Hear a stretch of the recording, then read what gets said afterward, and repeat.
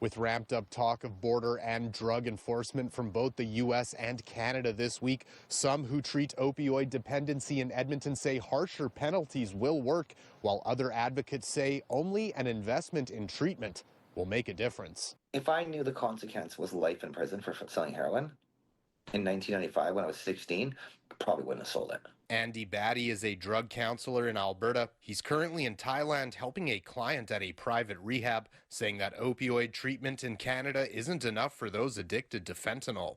So a lot of my clients come here and they can give you 150 mils of methadone the same day you walk in. So you're not sick because the fentanyl is so strong, right? It's mixed with benzos and lilazine.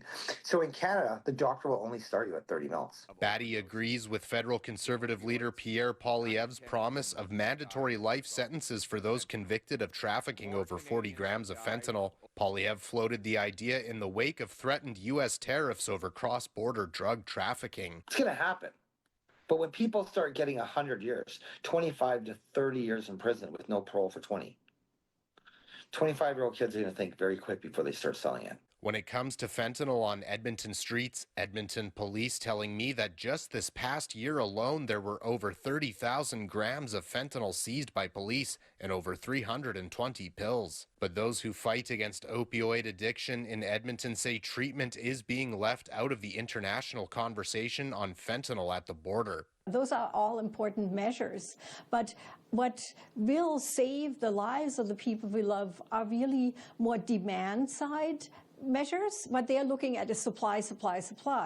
But what reduces demand is helping people. Petra Schultz advocates for opioid treatment and harm reduction after losing her son to an overdose in 2014. Schultz saying while she understands why some want to see tougher penalties for drug trafficking, it hasn't worked in the past, adding many of those selling drugs are users themselves. They deal in order to finance, or they owe their dealer money and then have to kind of pay it off by selling.